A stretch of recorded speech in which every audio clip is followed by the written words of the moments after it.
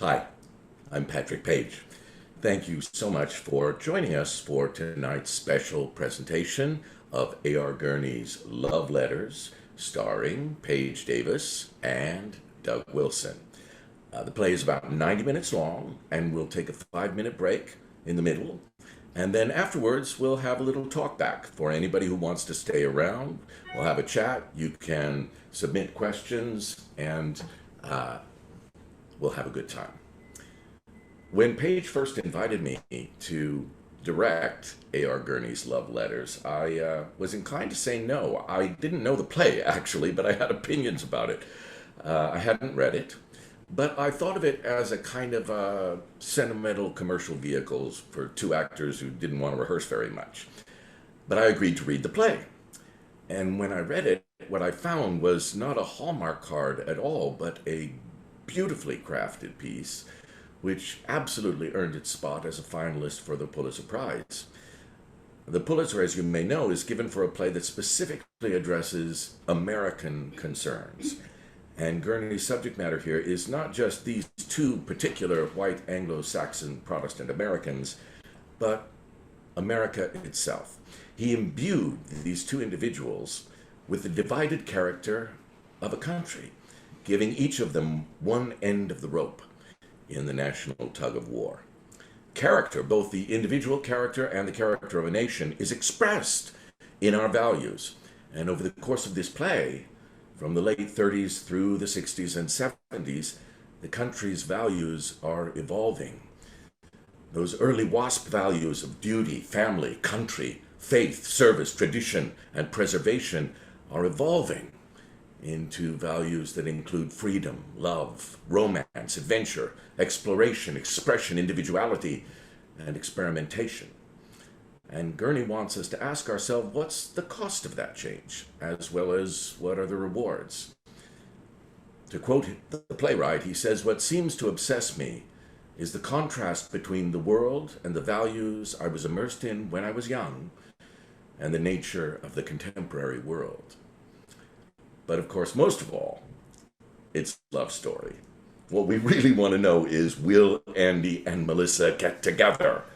That's really the story we're going to be following tonight. And it's ironic that we're hearing them over computers, TVs, and iPhones. If they lived today, they'd probably phone each other, text each other, sext each other, and delete it all, and we'd have no record of their lifelong relationship. But thankfully for us, they wrote each other love letters. Enjoy.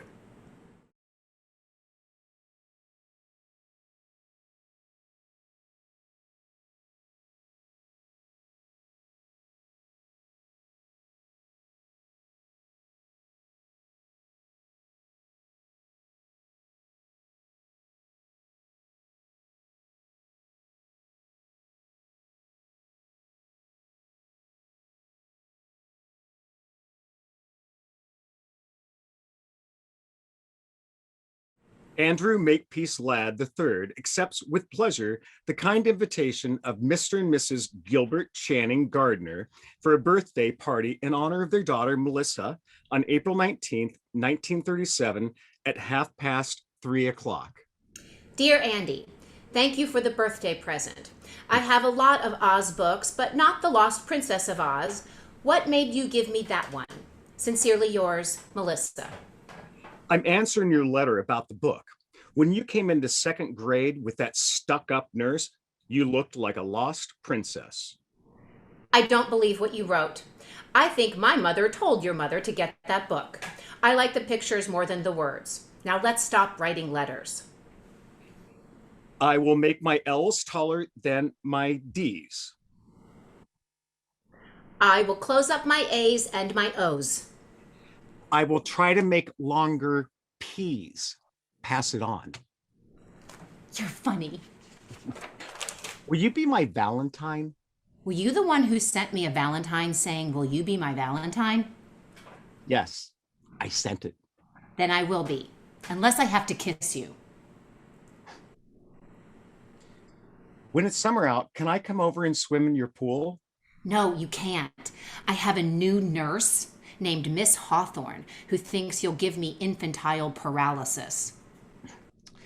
Will you help me go down and get the milk and cookies during recess? I will if you don't ask me to marry you again. Merry Christmas and Happy New Year. Love, Andy Ladd. I made this card myself. It's not Santa Claus, it's a kangaroo jumping over a glass of orange juice. Do you like it? I like you, Melissa. My mother says I have to apologize in writing. I apologize for sneaking into the girls' bathhouse while you were changing into your bathing suit. Tell Miss Hawthorne I apologize to her too. Here is a picture I drew of you and me without our bathing suits on. Guess which one is you? Here is a picture. Anyone. Here is I a love picture. you. Here is a picture of Miss Hawthorne without her bathing suit on. You can't draw very well, can you? Thank you for sending me the cactus plant stuck in the little donkey. I've gotten lots of presents here in the hospital, and I have to write thank you notes for every one. I hate it here. My throat is sore all the time from where they took out my tonsils. They give me lots of ice cream, but they also take my temperature in the wrong way. Merry Christmas and Happy New Year. Why did they send you to another school this year? Merry Christmas. They think I should be with all boys. You made me promise to send a postcard. This is it. You're supposed to write personal notes on the back of postcards. For example, here are some questions to help you think of things to say. Do you like Lake Saranac? Is it fun visiting your grandmother? Are your parents really getting divorced? Can you swim out into the deep part of the lake, or does Mrs. Hawthorne make you stay in the shallow part where it's all roped off? Is there anybody there my age? I mean, boys. Please write answers to all these questions. No, no, yes, yes, no. Dear Melissa, remember me, Andy Ladd? They sent me to camp so I can be with all boys again. This is quiet hour, so we have to write home, but I've already done that, so I'm writing you. There's a real Indian here named Iron Crow who takes us on nature walks and teaches us 6 new plants a day. This is okay, except he forgot about poison ivy. I won the backstroke, which gives me 2.5 gold stars.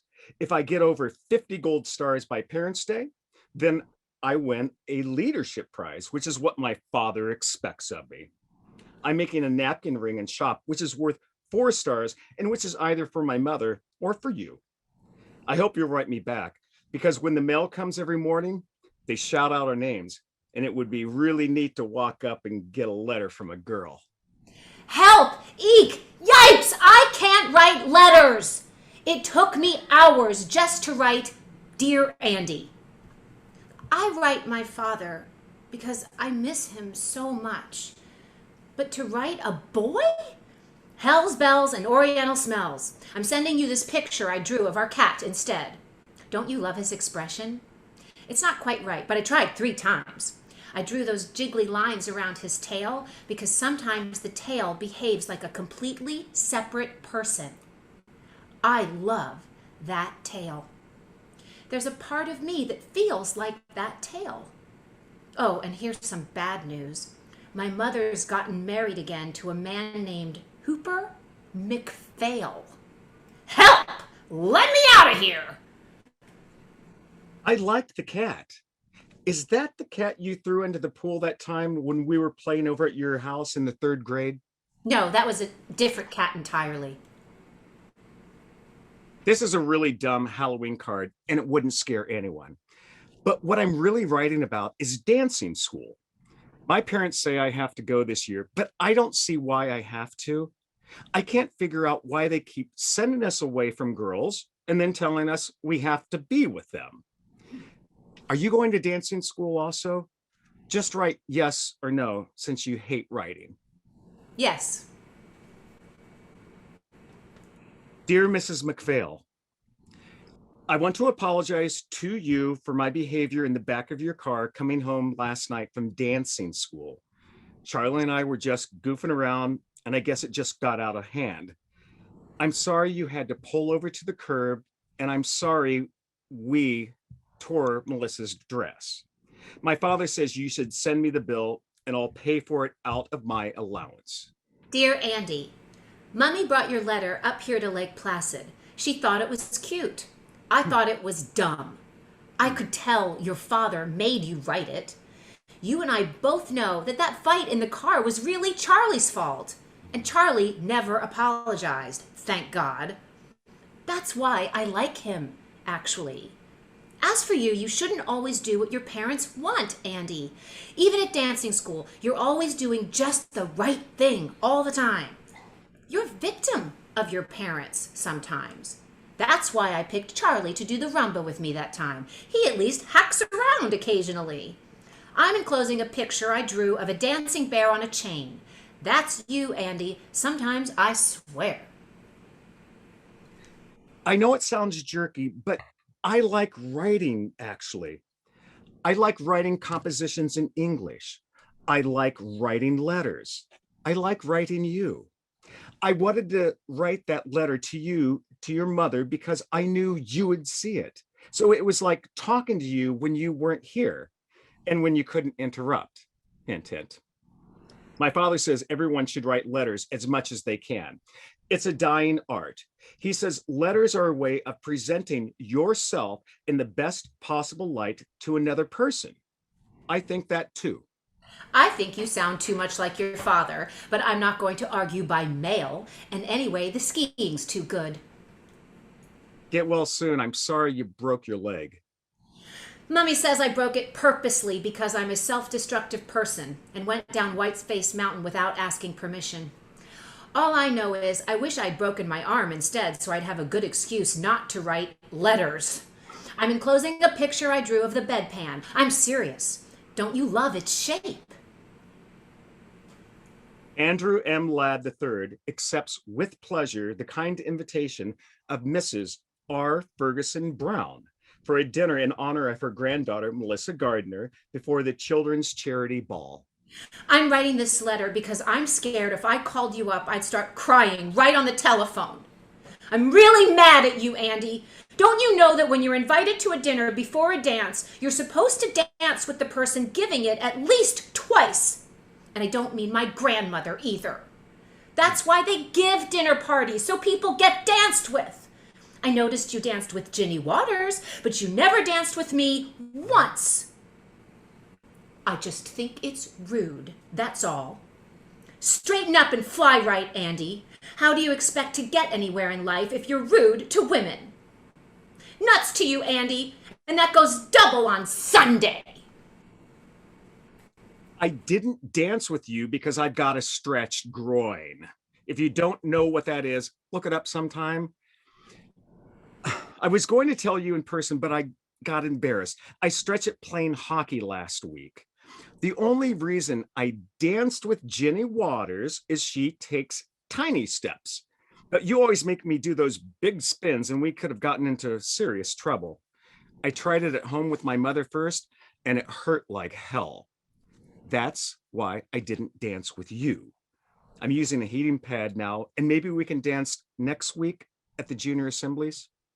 I don't believe that hockey stuff. I think Ginny Waters stretched your groin, and next time you cut in, I'm going to stretch the other one. You obviously don't know what a groin is. You obviously don't know what a joke is. Merry Christmas and Happy New Year. Guess what? I'm going to a psychiatrist now. Mother says it'll do me a world of good. Don't tell anyone, though. It's supposed to be a big secret. Merry Christmas and Happy New Year. I have a question. And would you please write the answer by mail? Because sometimes when you call, my mother listens on the telephone, and when she doesn't, my little brother does. Here's the question. Do you talk about sex with the psychiatrist? I talk about sex all the time. It's terribly expensive, but I think it's worth it. If I went to a psychiatrist I'd talk about you. Seriously, I would. I think about you quite often. Sometimes I think you just like me because I'm richer than you are. Sometimes I really have that feeling. I think you like the pool and the elevator in my grandmother's house, and Simpson in his butler's coat coming in with ginger ale and cookies on a silver tray. I think you like all that stuff just as much as you like me. All I know is my mother keeps saying you'd make a good match. She says if I ever married you, I'd be set for life. But I think it's really just physical attraction. That's why I like going into the elevator with you at your grandmother's that time. Want to try it again? Help! Let me out of here! They shipped me off to this nunnery! It's the end of the absolute world! We have to wear these sappy midi blouses and learn posture in gym and speak French out loud in class. Oh, God, it's crappy here. All the girls squeal and shriek, and you can hear them barfing in the bathroom after the evening meal. We can only go to Hartford 1 day a week if we can find a chaperone, and there are only 2 dances with boys a year. And if we're caught drinking, even beer. It's wham bam and on to the next train home, which is worse. Can you come visit me some Sunday afternoon? We can invite boys to tea from 4 to 6. There are all these biddies sitting around keeping watch, but if the weather's good, we could walk up and down the driveway before we have to sign in for evening prayers. They've made me room with this fat, spoiled Cuban bitch who has 9 pairs of shoes. And all she does is lie on her bed and listen to Finian's Rainbow. How are things in Guacamora? Who gives a shit how things are there? It's here where they're miserable. The walls of this cell are puke green, and you can't pin anything up except school banners and pictures of your stupid family. What family? Am I supposed to sit and look at a picture of Hooper McPhail? Come save me, Andy. Or at least write, just so I hear a boy's voice even on paper. Just got your letter. They shipped me off to last minute decision. Your mother told my mother it would do me good. She said I was a diamond in the rough. I'll write as soon as I get smoother. Dear Diamond, you too? Oh, I give up. Why do they keep pushing us together and then pulling us apart? I think we're all being brought up by a bunch of foolish farts. Now we'll have to write letters, which I hate. But don't let them smooth you out, Andy. I like the rough parts. In fact, sometimes I think you ought to be a little rougher. Love me. I'm very sorry to be so late in replying, but I haven't had much time. I have a lot of obligations. I have to write my parents once a week and 3 out of 4 grandparents separately, once a month, and Minnie, our cook, who sent me a box of fudge.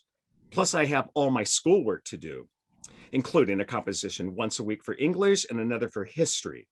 My grandmother gave me a new Parker 51 and some writing paper with my name on it as a going away present.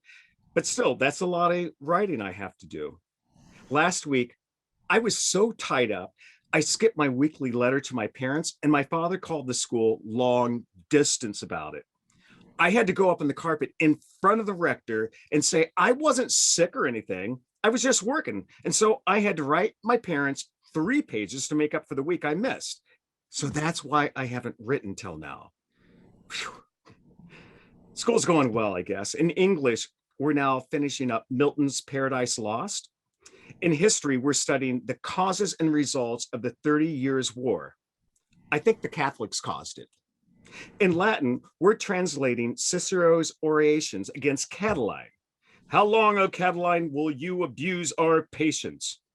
When I get home, I'm going to try that on my little brother. In French, we have to sit and listen to Mr. Thatcher read out loud all the parts of Andromache by Jean Racine. It's supposed to be a great masterpiece, but the class comes right after football practice, so it's a little hard to stay awake. In sacred studies, we have to compare and contrast all 4 gospels. It's hard to believe they're all talking about the same guy. In math, we're trying to factor 2 unknowns. Sometimes I let X be me and Y be you, and you would be amazed at how it comes out. My grades are pretty good. They post your weekly average outside study hall, and last week I got a 91.7 overall average. Not bad, eh? I got a letter from my grandfather telling me not to be first in my class because only the Jews are first.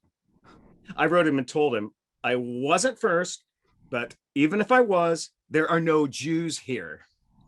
We have a few Catholics, but they're not too smart. Actually, I don't think you can be smart and Catholic at the same time. I was elected to the student council, and I'm arguing for three things. One, I think we should have outside sports rather than keeping them all intramural.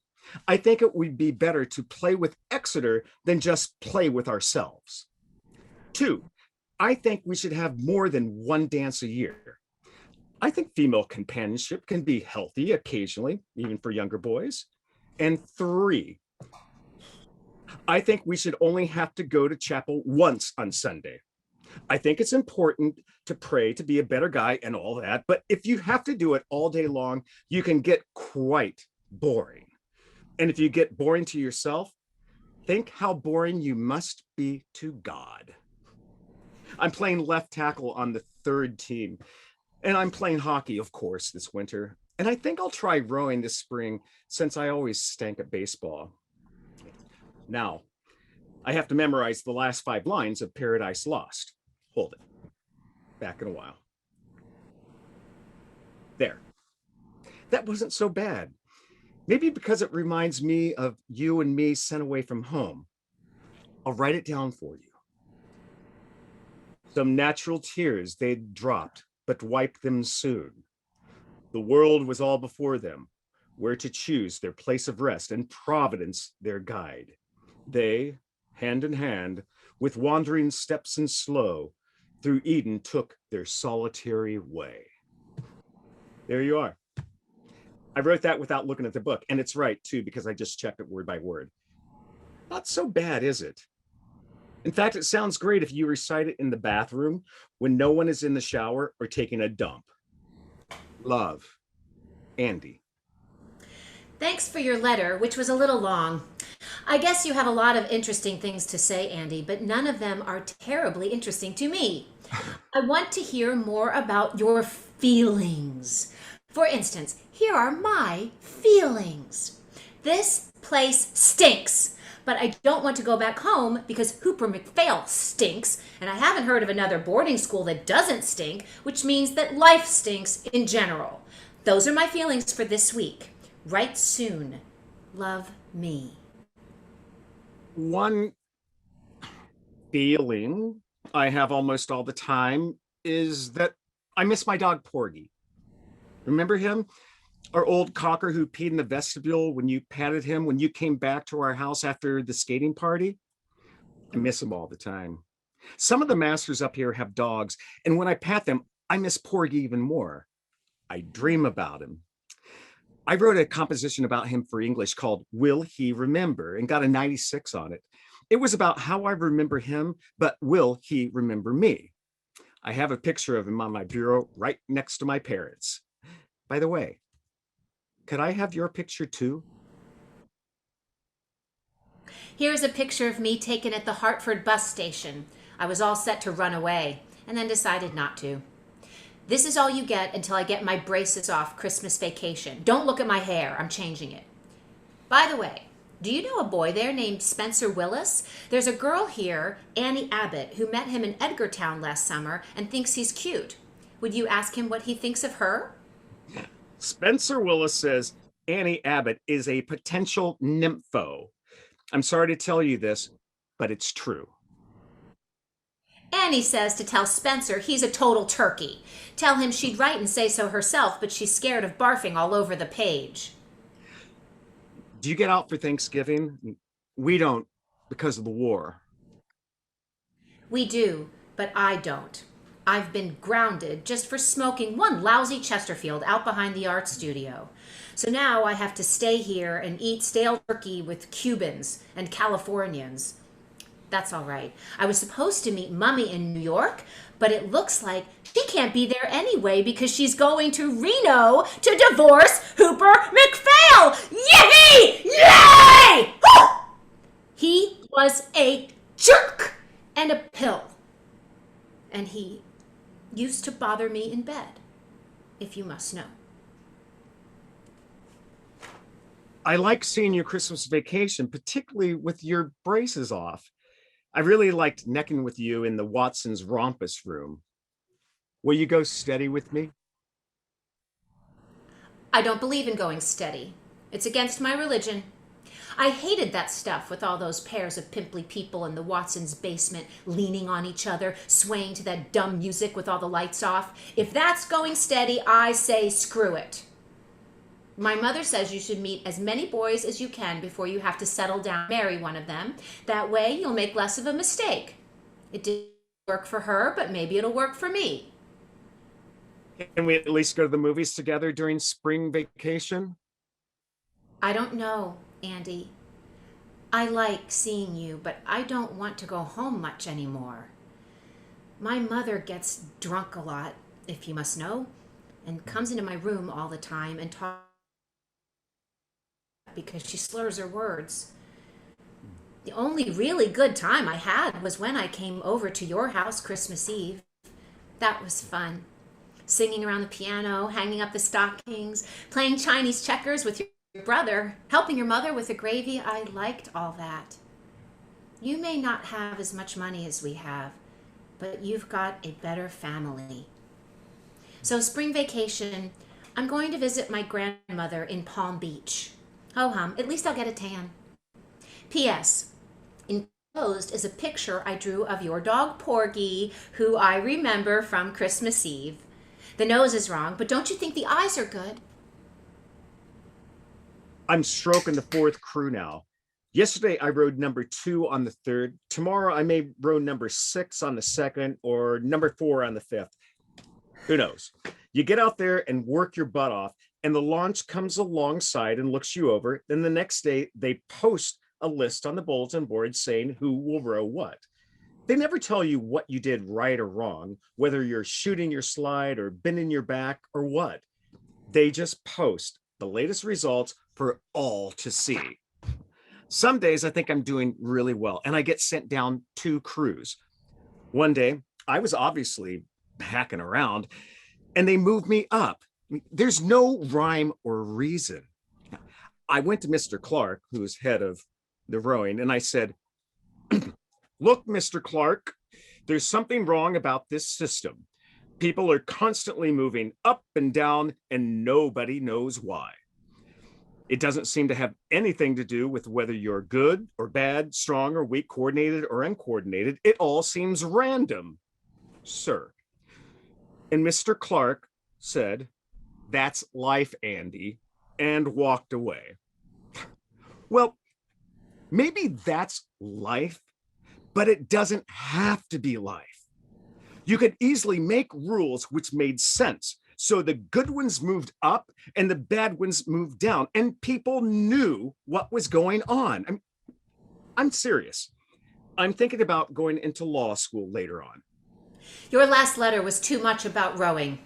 Do you know a boy there named Steve Scully? I met him down in Florida, and he said he went to your school and was on the first crew. He said he was the fastest rower in the boat. Is that true, or was he lying? I think he may have been lying. Steve Scully was lying. He doesn't even row, and if he did and rowed faster than everyone else in the same boat, he'd mess the whole thing up. He said he got to second base with you. That true? Steve Scully is a lying son of a bitch, and you can tell him I said so.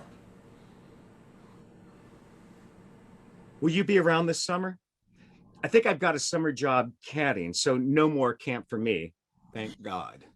I'll be visiting my father in California. I haven't seen him in 4 years. He has a new wife, and I have 2 half-sisters now. It's like going to find a whole new family. Oh, I hope. Do you like California? Write me about California. How's your second family? Did you get my letters? I checked with your mother and I had the correct address. How come you haven't answered my mail all summer? Back to school now. Hope everything's okay with you. Did you get my letters out in California, or did you have a wicked stepmother who confiscated them?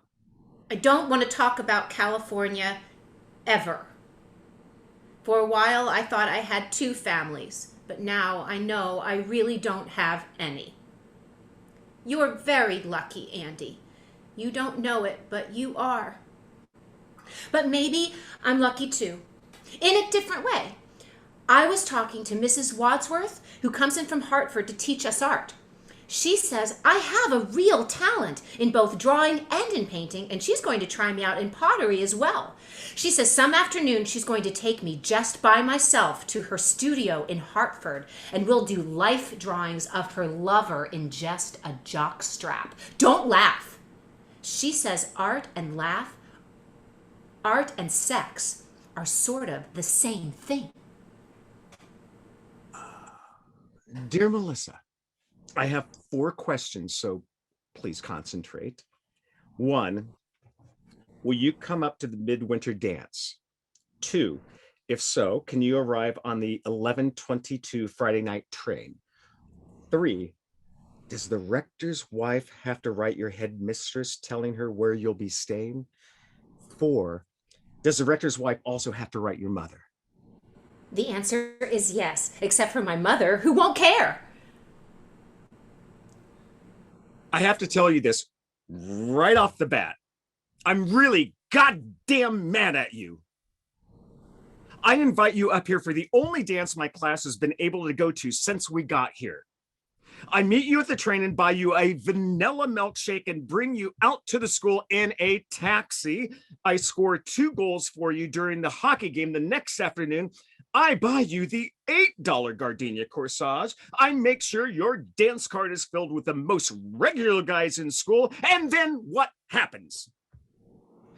I now hear you sneaked off with Bob Bartram during the Vienna Waltz and necked with him in the coat room. I heard that from 2 guys, and then Bob Bartram himself brought it up yesterday at breakfast. He says he French kissed you and touched both your breasts. I tried to punch him, but Mr. Embroidery restrained me. I'm really sore, Melissa.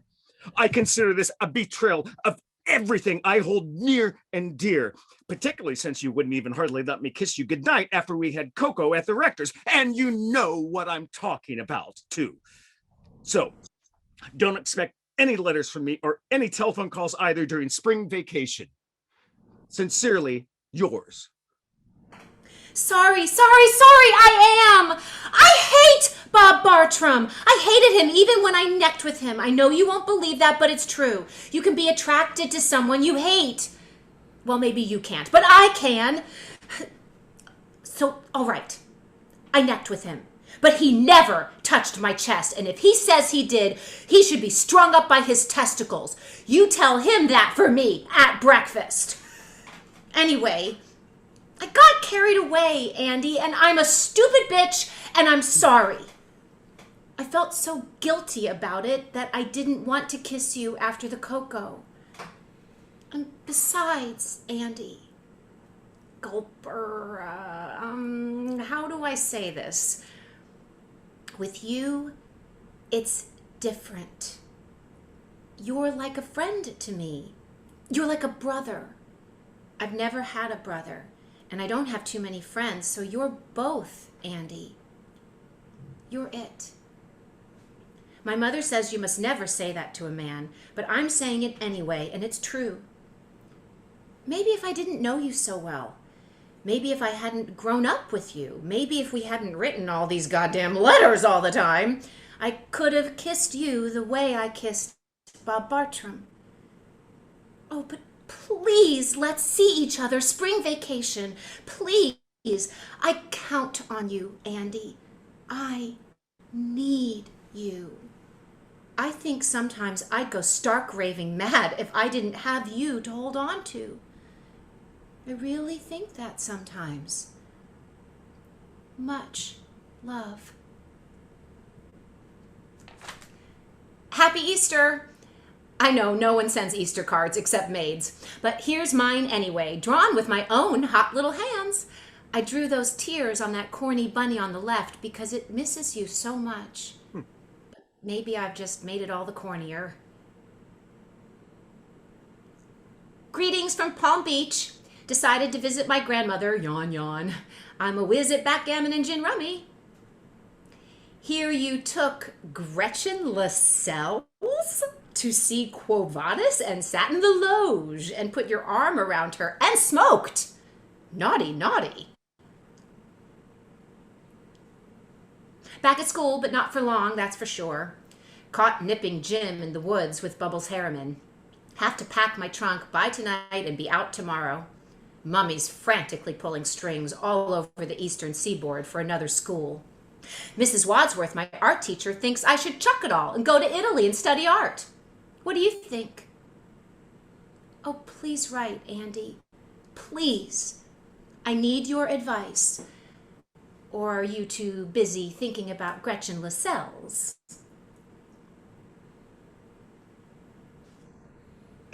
To answer your question about Italy, I think you're too young to go. My mother said she had a roommate once who went to Italy in the summer, and the Italians pinched her all the time in the rear end. Mother says she became thoroughly overstimulated. So I think you should go to another school, graduate, go to college. Maybe after that, when you're more mature, you could go to Italy. That's my advice for what it's worth, which is probably not much the way things are going between you and me. Here I am at Emma Willard's Academy for Young Lesbians. Help, let me out of here. Are you coming straight home this June? Because I am. I want to see you. Or are you still in love with Gretchen Lascelles? For your information, I'm not taking Gretchen Lascelles out anymore. I brought her home from the Penny's party, and my father caught us on the couch. He told me he didn't care what kind of girls I took out as long as I didn't bring them around my mother, even though my mother was up in bed. So, still, I guess Gretchen can be embarrassing to older people. I hope to see you in June then. Can't come home, June, sorry. I have to go and be a counselor at the school camp for poor kids from the urban slums. I'm president of my class now, and I'm supposed to set an example of social responsibility all through July. I'll be writing you letters, though, and I hope you'll write me. I don't want to write letters all the time. I really don't. I want to see you. You just need more confidence in your letter writing ability. Sometimes you manage to attain a very vivid style. Won't you please just stop writing about writing and come home and go to the Campbell sports party before you go up to that stupid camp? Please. I behave better when you're around. In person, please. Greetings from New Hampshire. This card shows the town we're near, where we sneak in and buy beer. We're cleaning the place up now and putting out the boat docks and caulking the canoes because the kids arrive tomorrow. Gotta go. Right soon. I miss you. I really wish you had come to the Campbell sports party.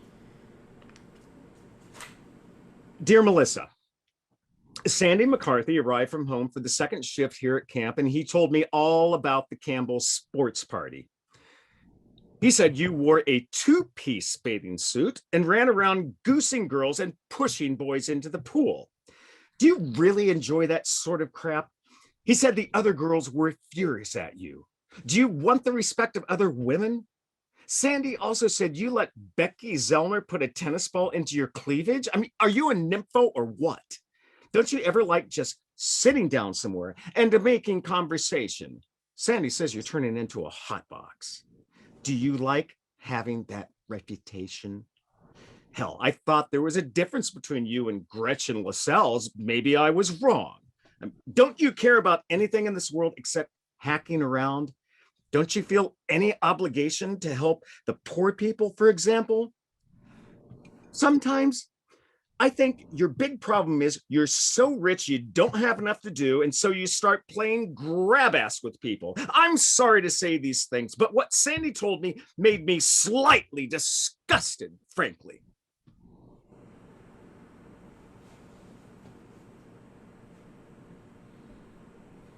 I wrote you a letter from New Hampshire. Did you receive it? Are you there? Are you visiting your grandmother or what? Are you sore at me? I'll bet you're sore at me. I'm sorry. I apologize. I'm a stuffy bastard sometimes, aren't I? The hell with you then. Oh, big tough Andy using four-letter words like hell. Screw you. Don't you wish you could? Everybody else seems to be. Don't believe everything you read in the papers. Dear Andrew Makepeace Lad the Turd, I just want you to know you hurt me very much. I just want you to know that. Now let's leave each other alone for a while, all right? All right. Dear Melissa, Mother wrote me that your grandmother had died. Please accept my deepest sympathies. Thank you for your note about my grandmother. I loved her a lot, even though she could be a little boring. Congratulations on getting into Briarcliff. I hear it's great. Thank you for your note about Briarcliff. It's not great, and you know it. In fact, it's a total pit. But it's close to New York, and I can take the train in and take drawing at the Institute 3 days a week. And in 2 years, if I stick it out, Mummy's promised that I can go live in Florence. I hope you like Yale. Would you consider coming to the Yale Dartmouth game Saturday, October 28th?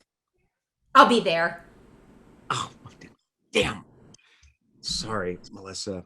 I have to cancel. My parents have decided to visit that weekend, and they come first, according to them. Mother says she'd love to have you with us, but my father thinks that you can be somewhat distracting. You and your parents. Let me know when you decide to grow up. How about the Harvard game, November 16th? Do you plan to grow up at the Harvard game? Give me a chance. I might surprise you. Okay, let's give it a try. You should know that I'm even richer now than when you said I was rich, thanks to poor Granny. I plan to drive up to the front gate of Calhoun College in my new red Chrysler convertible and sit there stark naked, honking my horn and drink champagne and flashing all the freshmen. Okay, now here's the schedule. We'll have lunch at the Calhoun around noon, then drive out to the game. Then there's a sea breeze party at the Fence Club afterwards, and an eggnog brunch at St. Anthony's the next day. I'll reserve a room for you at the Taft or the Duncan. Well, probably the Taft, since the Duncan is a pretty seedy joint. Make it the Duncan. I hear the Taft is all loaded with parents, all milling around the lobby keeping tabs on who goes up in the elevators. Can't wait till the 16th. Duncan it is. Hubba hubba, Goodyear rubber. Dear Andy, this is supposed to be a thank you note for the Yale-Harvard weekend, but I don't feel like writing one, and I think you know why. Love, Melissa.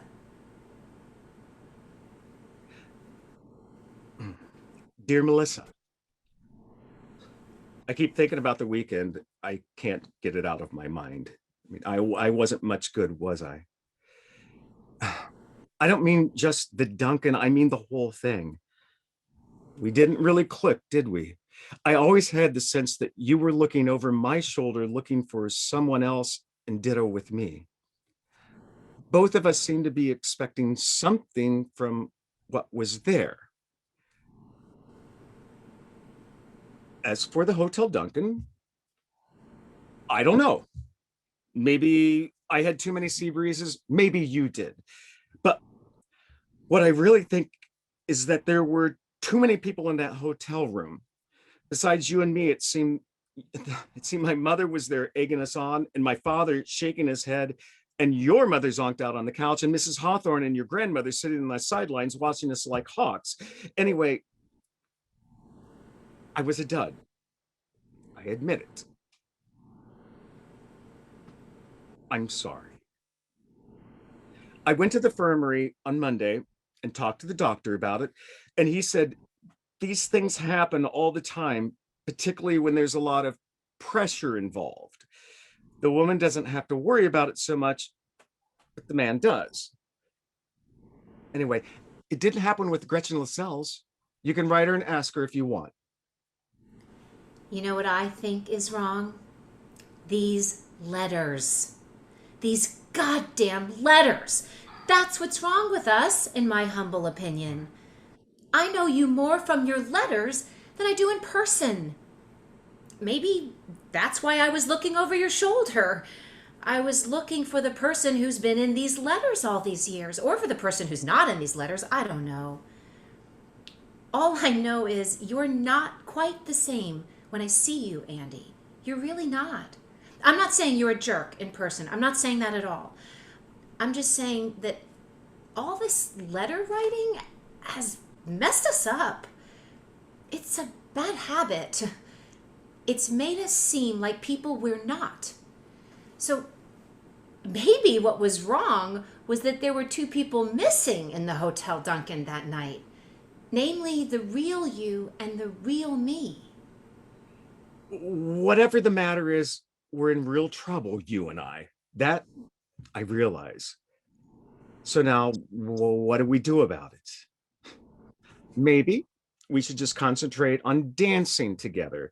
Then we can still hold each other and move together and get very subtly sexy with each other and not have to deliver the goods all the time, if you know what I mean. Come to think of it, maybe that's why they sent us to dancing school in the first place. Maybe that's why dancing was invented. Well, at least we should stop writing letters for a while. You could start telephoning me, actually. Here is our dorm number, Wilson 12486. I hate talking to you on the phone. Yours is in the hall and ours is right by the college dining room, and people are always coming and going and making cracks. Telephoning is not letter writing at all. I called the telephone company and they've put a private phone in my room. Rogers 22403. It's sort of expensive, but at least we can talk. The reason I'm writing is because your phone's always busy, or else ours is, and I can't afford a private one. Maybe we should just start writing letters again. No letters, please. Now order that telephone. I'll lend you the dough. No. Just think about it.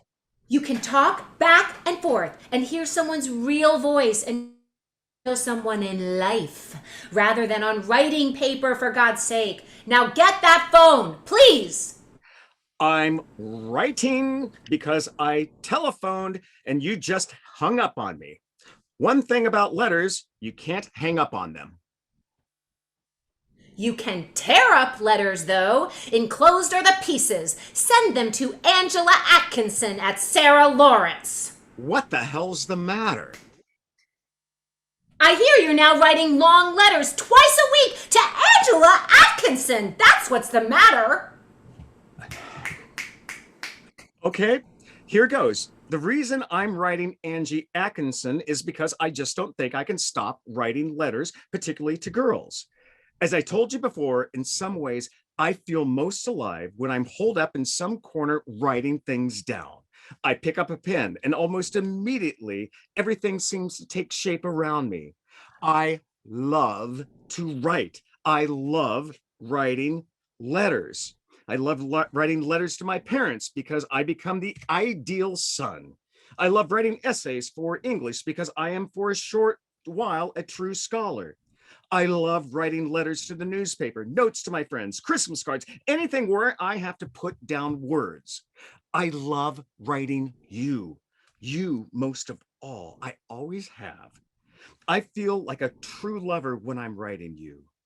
This letter, which I'm writing with my own hand, with my own pen, in my own penmanship, comes from me and no one else, and is a present of myself to you. It's not typewritten, though I've learned how to type. There's no copy of it, though I suppose I could use a carbon. And it's not a telephone call, which is dead as soon as it's over. No, this is just me, the way I write, the way my writing is, the way I want to be with you, giving myself to you across a distance, not keeping or retaining any part of it for myself, giving this piece of myself to you totally. And you can tear me up and throw me out or keep me and read me today, tomorrow, anytime you want until you die. Oh boy, Andy. Love, Melissa. No, I meant what I wrote in that last letter. I've thought about it. I've thought about all those dumb things which were done to us when we were young. We had absent parents, slapping nurses, stupid rules, obsolete schooling, empty rituals, hopelessly confusing sexual customs. And oh my God, when I think about it, it's almost unbelievable. It's a fantasy. It's like back to the Oz books, the way we grew up. But they gave us an out in the land of Oz. They made us right. They didn't make us write particularly well, and they didn't always give us important things to write about, but they did make us sit down, organize our thoughts, and convey those thoughts on paper as clearly as we could to another person. I mean, thank God for that. That saved us, or at least it saved me. So I have to keep writing letters. If I can't write them to you, I have to write them to someone else. I don't think I could ever stop writing completely. Now, can I come up and see you next weekend? Or better yet, won't you please escape that suburban Sing Sing and come down and hear and see me? I wrote my way into this problem, and God damn it, I'm writing my way out. I'll make another reservation at the Hotel Duncan, and I promise you I'll put my pen down and give you a better time. Dear Andy, guess what? Right while I was in the middle of reading your letter, Jack Duffield telephoned from Amherst and asked me for a weekend up there. So I said yes before I got to where you asked me. Sorry, sweetie, but it looks like the telephone wins in the end. Dear Melissa, somehow I don't think this is the end. It could be, but I don't think it is. At least I hope it isn't. Love, Andy.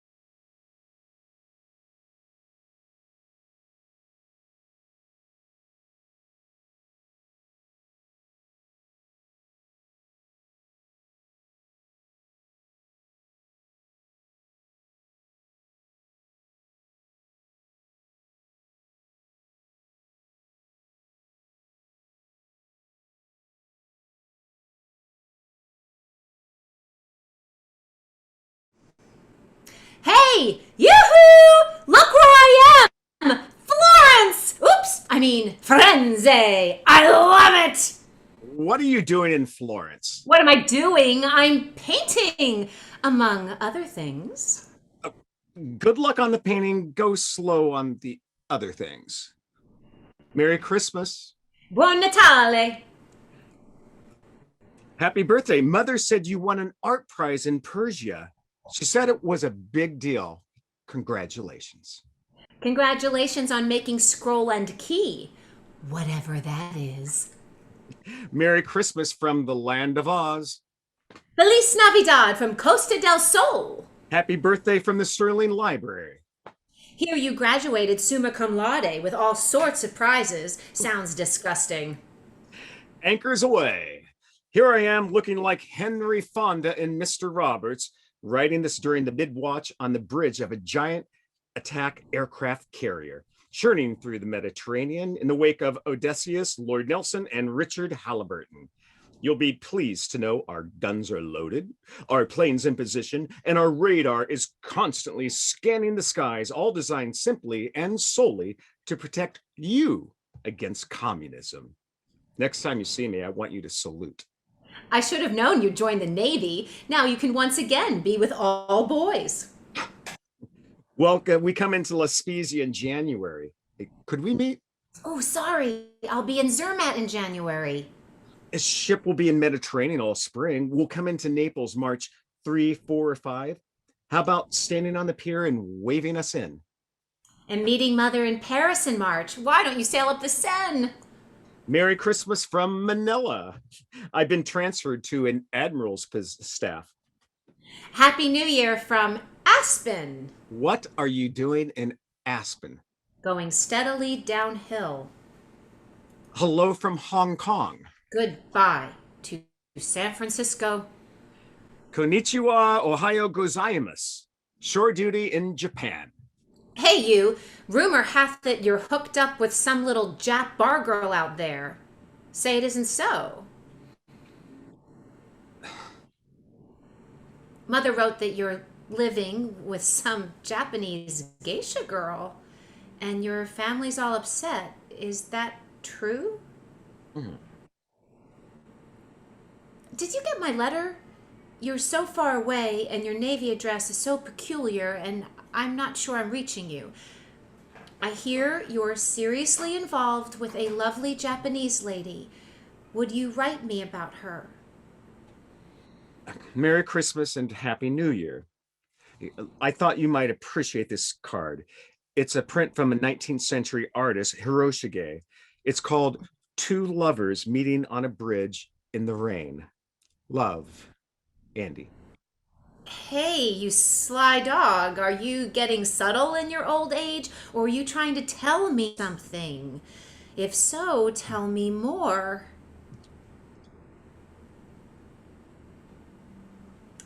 I told my psychiatrist about the great love affair you're having in Japan. I said I felt suddenly terribly jealous. He said that most American men have to get involved with a dark-skinned woman before they can connect with the gorgeous goddesses they really love. He brought up James Fenimore Cooper and Faulkner and John Ford movies and went on and on. Is that true? Write me what you think. I'm dying to hear from you. Did you get my last letter? I hope I didn't sound flip. Actually, I've just become involved with someone too. His name is Darwin, and he works on Wall Street, where he believes in the survival of the fittest. I'd love to hear from you. Your mother told my mother that you've decided to marry your Japanese friend and bring her home. Oh no, gasp, sob, sigh. Say it isn't so? I've decided to marry Darwin.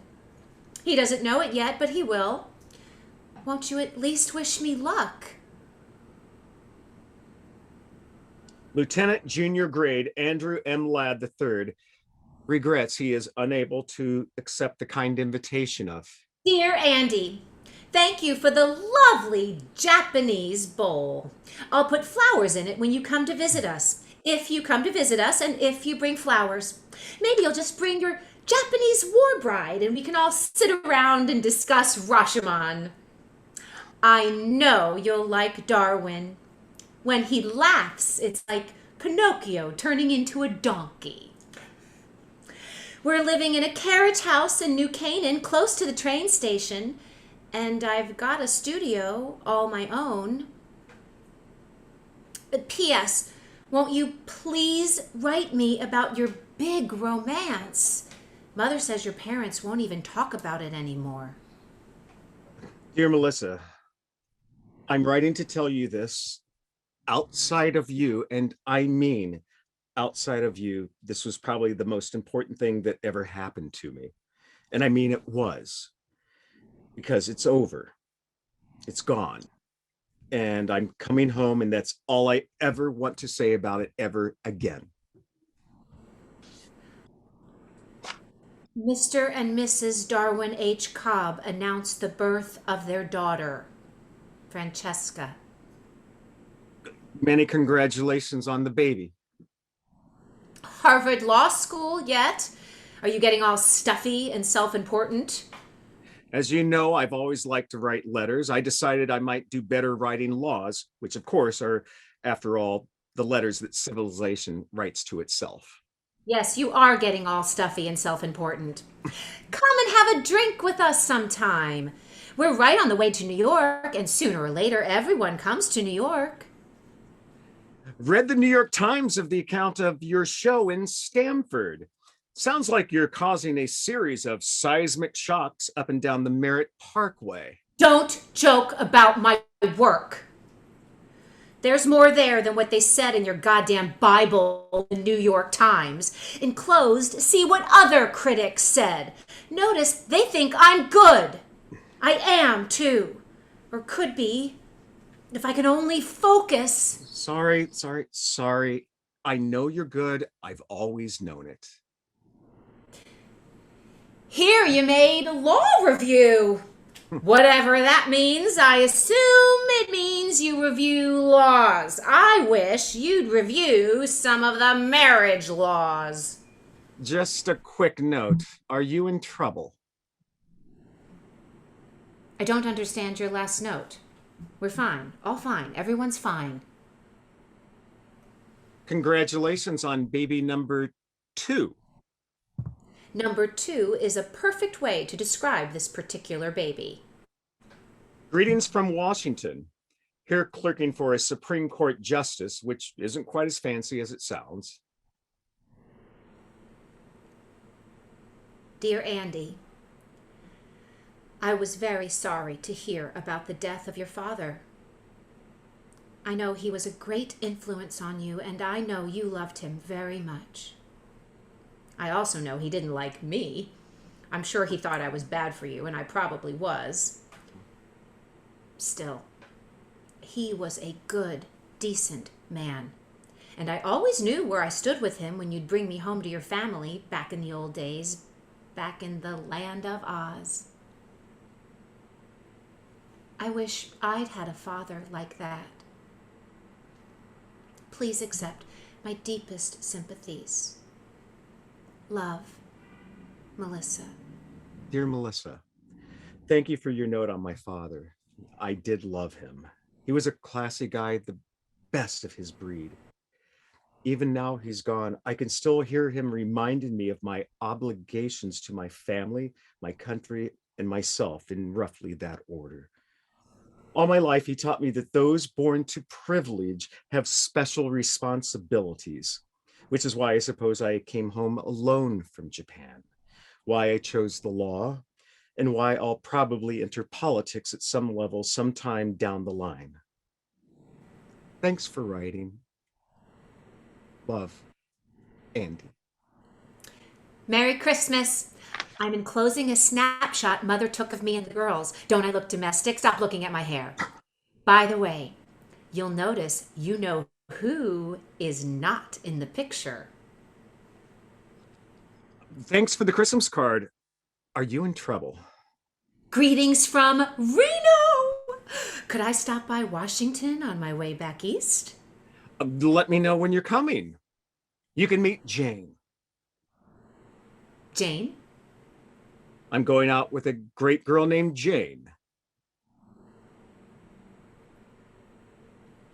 Melissa Gardner Cobb regrets that she will be unable to accept the kind invitation of...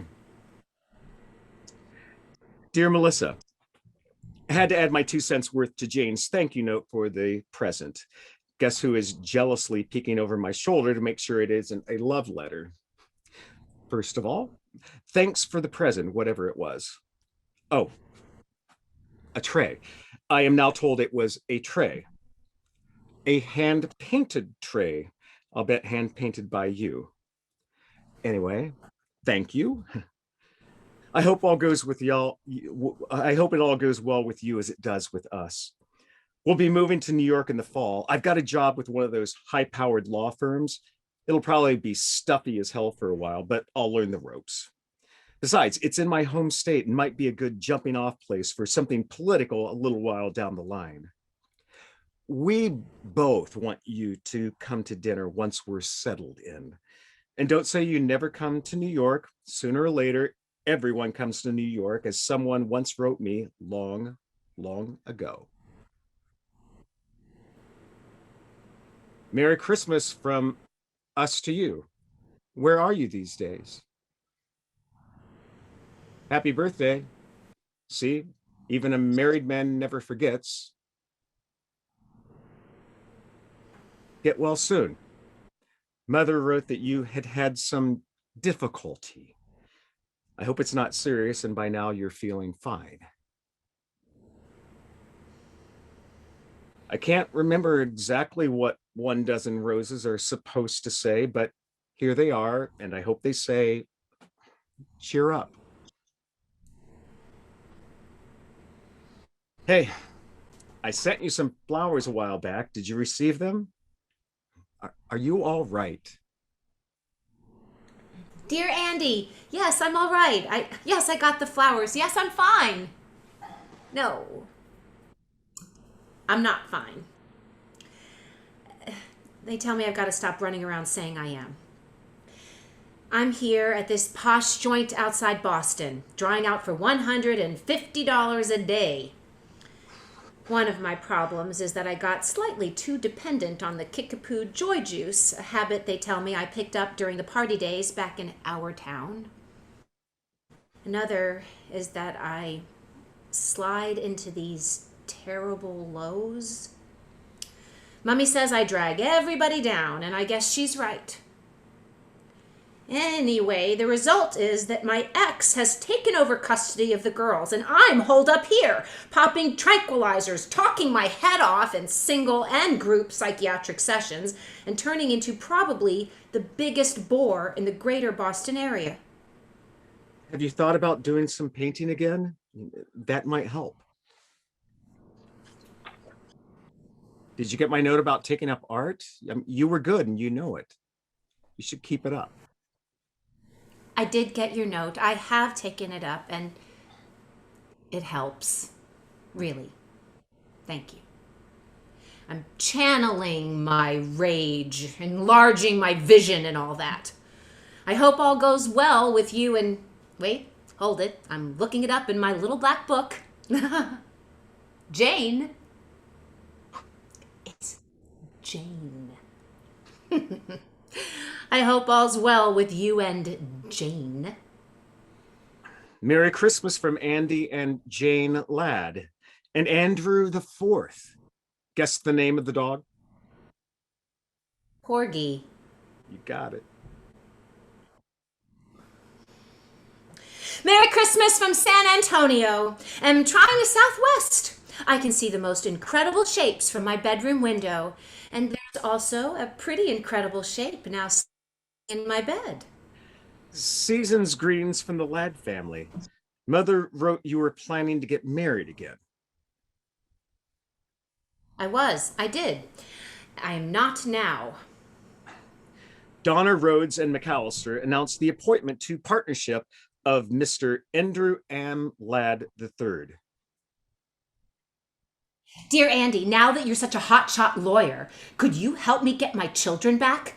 Darwin hardly lets me near them, and when he does, they behave as if I had some contagious disease.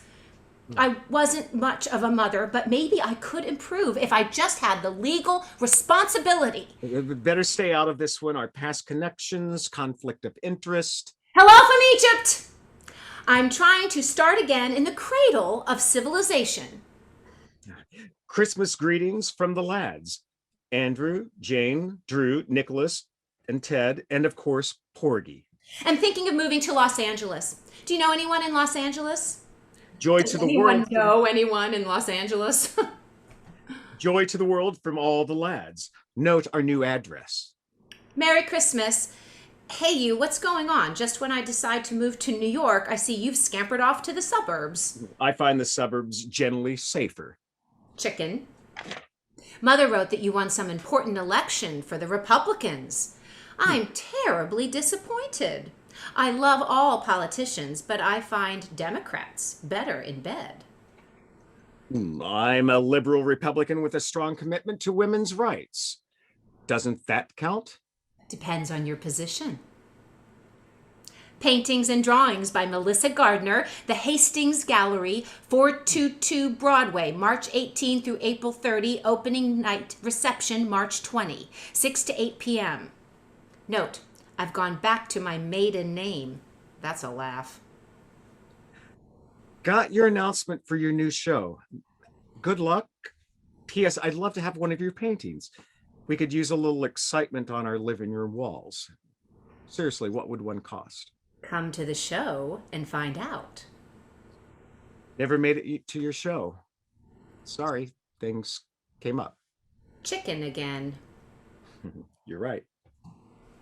Actually, it's just as well. I'm going through what the critics call an anarchistic phase. They say I'm dancing on the edge of an abyss. You'd better stay away. I might take you with me when I fall. Dear friends, Jane tells me it's about time I took a crack at the annual Christmas letter, so here goes. Let's start at the top with our quarterback, Jane herself, who never ceases to amaze us all. Not only has she continued to be a superb mother to our 3 sons, but now well on her way to completing a full-fledged master's degree in arts administration at SUNY Purchase. More power to Jane, so we say all. We're also proud of all 3 sons. Young Drew was soccer captain at Exeter last fall and hopes to go on to Yale. Nicholas, our rebel in residence, has become a computer genius in high school and has already received several tantalizing offers for summer jobs from local electronics firms.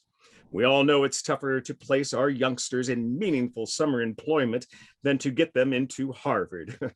So we're very proud of how far Nick has come.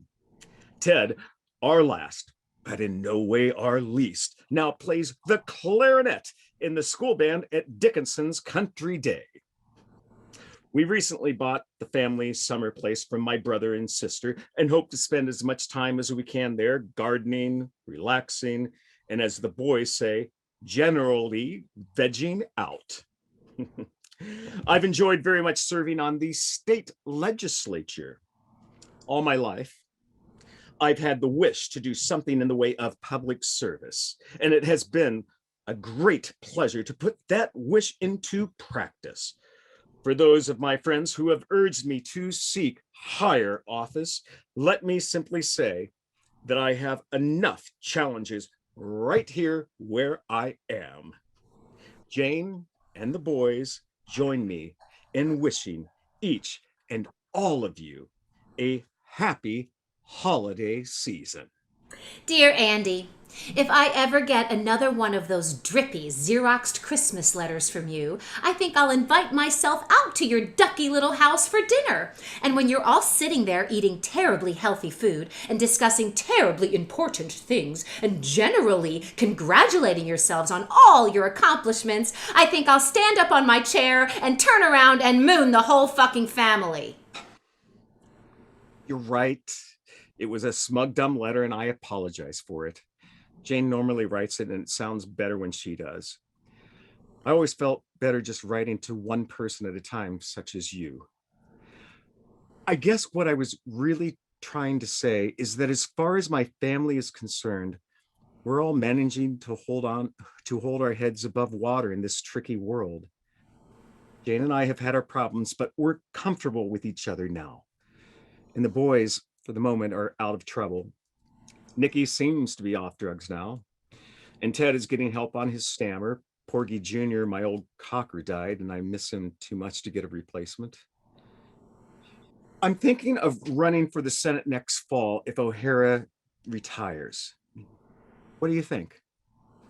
I'd really like your opinion. If you decide to answer this, you might write care of my office address. Jane has a slight tendency toward melodrama, particularly after she got a hold of your last little note. The Senate yet? Ooh, I should have known. Oh, Andy, just think. Once again, you can be with all boys. Oh, hell, go for it, if you want. You'll be an image of righteousness and rectitude in our God-forsaken land. Or maybe it's just me that's God-forsaken these days. The Honorable Andrew M. Ladd III wishes to express his thanks for your generous donation to his senatorial campaign. You sent too much, Melissa.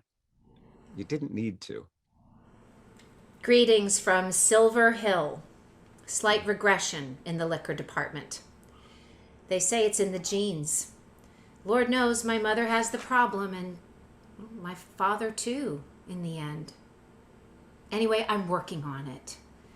Darwin is being a real shit about the girls. He cut down on my visitation rights. So when you get to Washington, I want you to write a special law about vindictive ex-husbands, banishing them to Lower Slavovia forever and ever. Amen. Season's greetings from Senator and Mrs. Andrew M. Ladd and family. Season's greetings, indeed. Is that all you can say to me after 40 years? I'm warning you, Andy, keep that shit up, and I swear I'll come down and moon the whole Senate. Sorry, my staff sent that out. Merry Christmas, old friend. How are you? Where are you these days? Living in New York? Alone, for a change. But the big question is, who am I these days? That's the toughie. I keep thinking about that strange old world we grew up in. How did it manage to produce both you and me, a stalwart, upright servant of the people, and a boozed-out, cynical, lascivious old broad? The best and the worst. That's us. Don't be so tough on yourself. Get back to your art. I'll try. Merry Christmas, Happy New Year, and much love. Much love. Much love? God, Andy, how sexy. Remember how much that meant in our preppy days? If it was just love, you were out in the cold. And if it was all my love, you were hemmed in for life. But much love meant that things could go either way. Remember? Merry Christmas and love from us all. Saw you on 60 Minutes. You looked fabulous. And that was a great little pep talk in the Senate on our responsibilities to Latin America. But don't forget to keep your eye on the ball. Thanks for your card. What ball? The ball is that money doesn't solve everything. It helps, but not as much as people think. Take it from one who knows. That's the ball. Merry Christmas and love. What are you up to these days? I'm working with clay. Remember that kind of clay we used in Mrs. Mickler's art class in the 4th grade? That old gray stuff? We called it plasticine. I'm trying to work with that.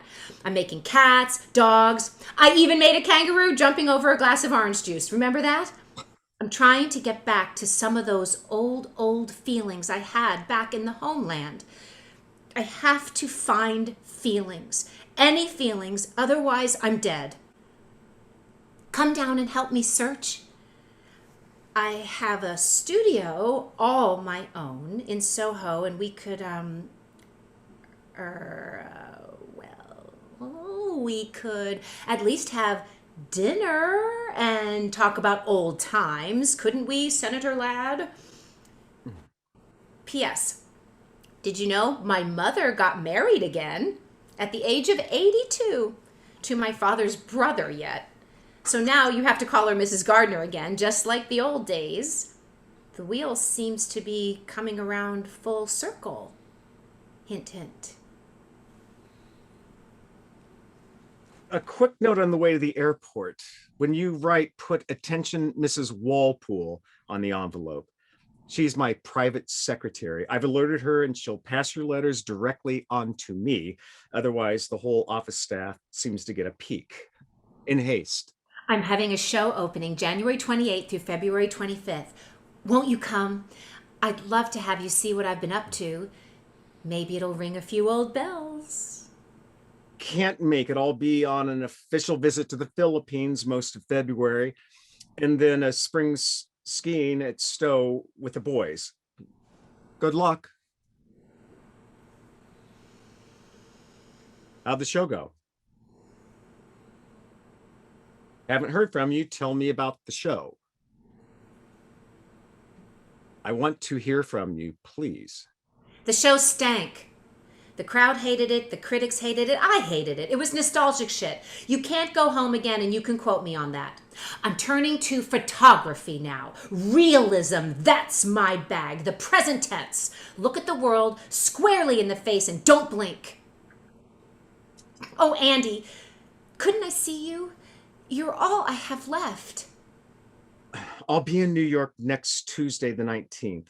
Have to make a fundraising speech at a dinner. I could stop by your place afterwards. I'll be there all evening. Red roses. This time I think I know what they mean. All I know is that after last night, I want to see you again. Any chance of any other fundraisers coming up in the near future? Mrs. Walpole, are you there? Are you delivering the mail? I'm sorry I've taken so long to reply. I've been upstate mending a few fences and then to Zurich for a 3-day economic conference, and then a weekend with Jane, mending a few fences there. Darling, I have to ask you not to telephone the office. Every call has to be logged in, and most of them get screened by these overeager college interns who like to rush back to Cambridge and New Haven and announce to their classmates in political science that Senator Ladd is shacking up on the side. The phones simply aren't secure. At long last, the letter beats out the telephone, my love. And guess what? I'm writing this with the old Parker 51 my grandmother gave me when I went away to school. I found it in the back of my bureau drawer with my scroll and key pen and my Lieutenant JG bars from the Navy and the Zippo lighter you gave me at some dance. The pen didn't work at first. I had to clean it out and then traipse all over Washington looking for a store which sells a bottle of ink. Anyway, it feels good holding this thing again.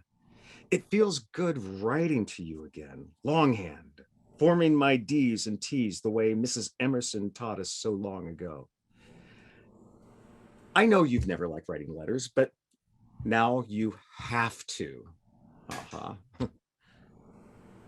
As for business, I plan to come through New York next Wednesday, and I'll call you from the airport if there's time to stop by.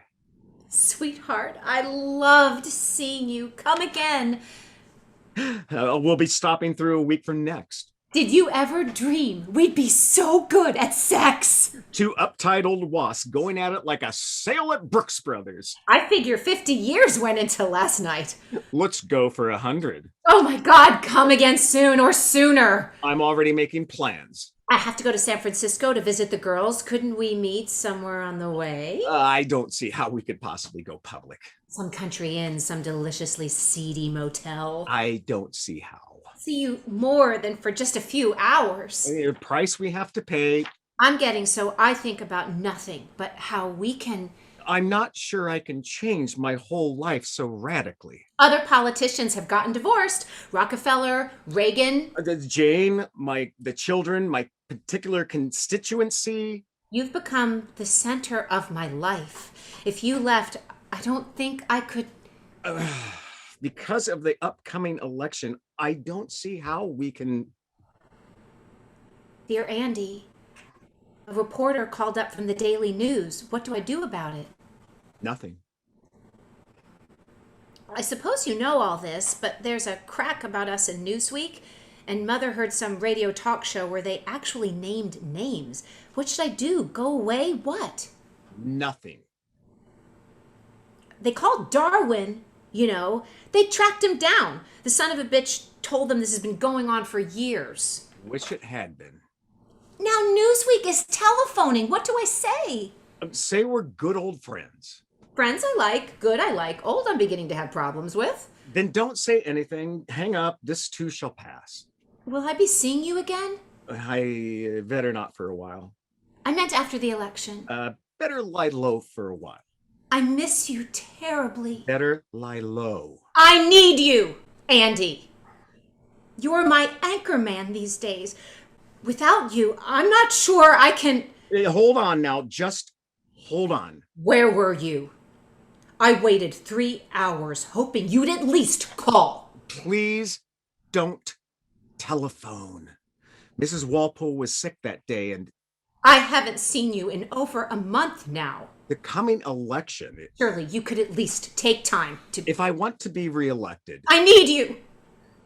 I need to be with you. I don't know if I can. The election.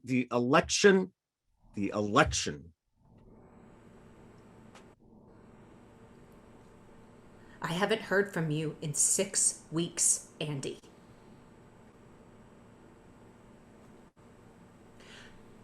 Are you trying to tell me something, Andy?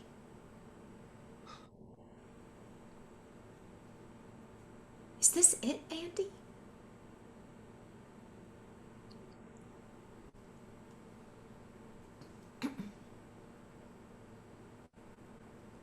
Congratulations on landslide victory.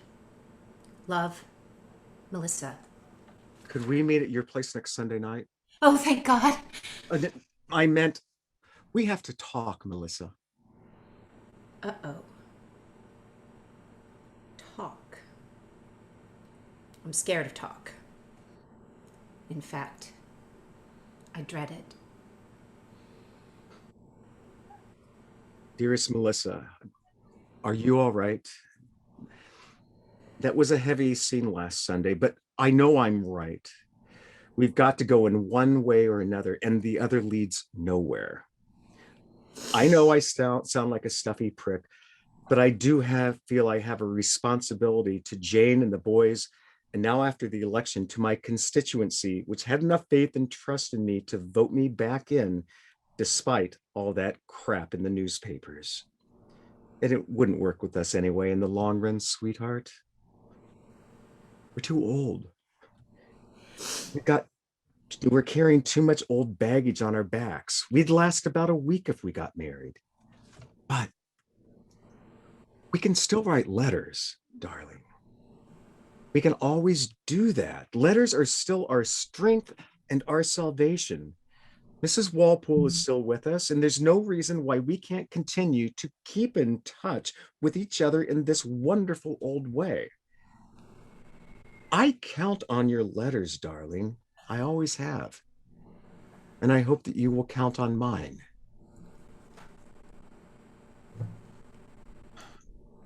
Are you there? I keep putting please forward on the envelopes, but who knows? Now I've resorted to the telephone, but all I get is your damn machine. Please, I need to hear from you. Senator and Mrs. Andrew M. Ladd III and family send you warm holiday greetings and for holiday greetings and every good wish for the new year. Andy Ladd, is that you? blow dried and custom tailored and jogging trim at 55. Hiding behind that lovely wife with her heels together and her hands folded discreetly over her snatch. And is that your new dog, Andy? I see you've graduated to a golden retriever. And are those your sons and heirs? And help! Is that a grandchild nestled in someone's arms? God, Andy, you look like the Holy Family. Season's greetings and happy holidays and even Merry Christmas, Senator lad. We who are about to die salute you. Just reread your last note. What's this "we who are about to die" stuff? May I see you again? I want to see you again, if I may. Dear Mrs. Gardner, I seem to have lost touch with Melissa again. I wonder if you might send me her latest address. Dear Melissa, your mother wrote that you'd returned to the land of Oz. I'm flying up next Thursday to see you. No, please don't. Please stay away. I've let myself go. I'm fat. I'm ugly. My hair is horrible. I'm locked in at the funny farm all week, and then Mother gets me on weekends if I'm good. They put me on all sorts of new drugs, and half the time I don't make any sense at all. I can't even do finger painting now without fucking it up. My girls won't even talk to me on the telephone now. They say I upset them too much. Oh, I've made a mess of things, Andy.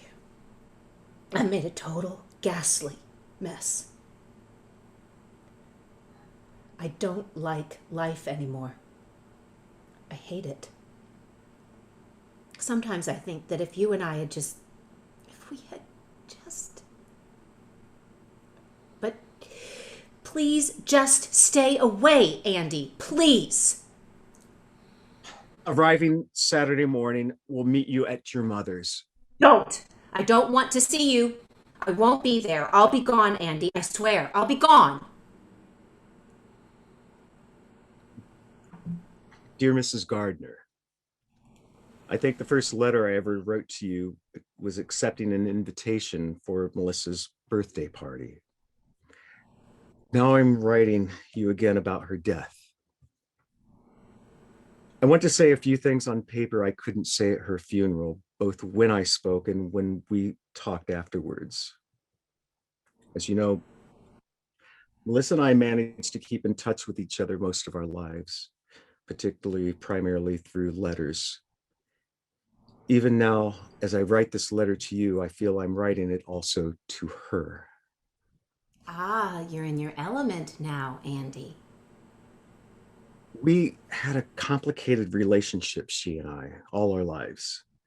We went in very different directions, but somehow over all those years, I think we managed to give something to each other.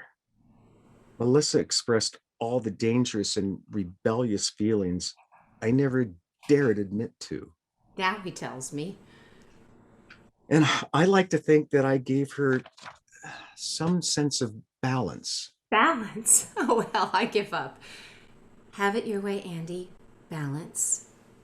Most of the things I did in life, I did with her partly in mind. And if I said or did an inauthentic thing, I could almost hear her groaning over my shoulder. But now she's gone, and I really don't know how I'll get along without her. You'll survive, Andy. I have a wonderful wife, fine children, and a place in the world I feel proud of.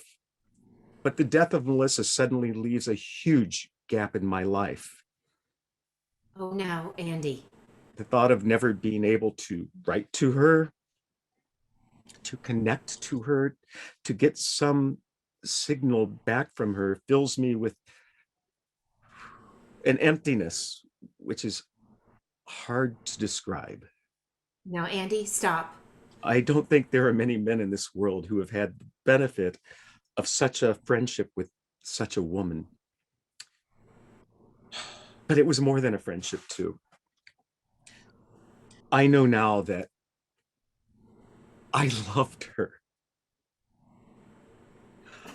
I loved her even from the day I met her, when she walked into second grade looking like the lost Princess of Oz. Oh, Andy, please. I can't bear it. I don't think I've ever loved anyone the way I loved her, and I know I never will again. She was at the heart of my life. And already, I miss her desperately. I just wanted to say this to you and to her. Sincerely, Andy Ladd. Thank you, Andy.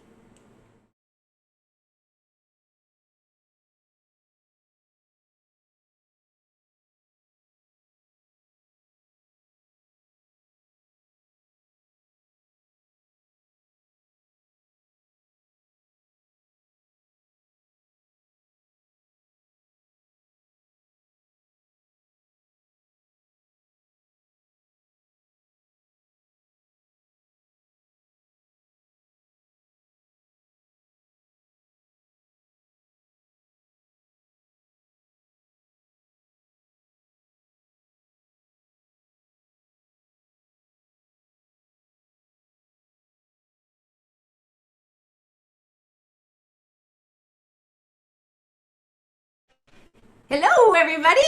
Hello. Patrick's supposed to be here, but he has to pee. Everybody has their turn. Yeah, everybody had their turn. So thank you, everybody who came. We're seeing all your wonderful, lovely, sweet comments in the chat. That was really, Thank really you nice of you so to say all those much. beautiful things. Really, thank you so much for coming. And we want to open this up for questions. Anybody have questions about the play or the process? Hopefully, Patrick will pop back in here real quick. Don't wash your hands.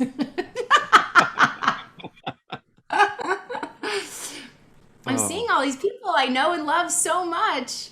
Yes, there's so many Final familiar scenes people. are very heart-wrenching. Quint Spitzer. Hi, Quint Spitzer. Hi, Quint's- everybody. Quint is a Hi, huge Lynn. fan of Hi, Patrick. Bobby. Hi, Greg. Hi, Jacob. Thank you. Say hi to Manny. Does anybody have any questions? Oh, thank you, Jennifer. Gosh, how do we get Oh, this? yes. Now we got to do the dining room. Absolutely. Oh, wow. How did you find rehearsing remote? Well, we actually thought that this piece would be good because in the theater it would exist side by side like this. The actors don't look at each other. So there was really no real reason to rehearse in person either. So it was kind of the really ideal piece to rehearse during a pandemic where you have to be completely socially distant. I don't know. How did you feel about rehearsing remotely, Doug? I mean, I thought it was organic, and it fed the process. When it's done on stage, the only time that Melissa looks at Andrew is in that final scene after she passes away. So, other than that, that's the only thing that we, sort of had to just work with the medium. I think Patrick, can address this because as a director, he had to take the media into mind as we rehearsed it and see what worked and what didn't. So Patrick, maybe you can address that, how it was to change this from a stage version to a multimedia electronic internet.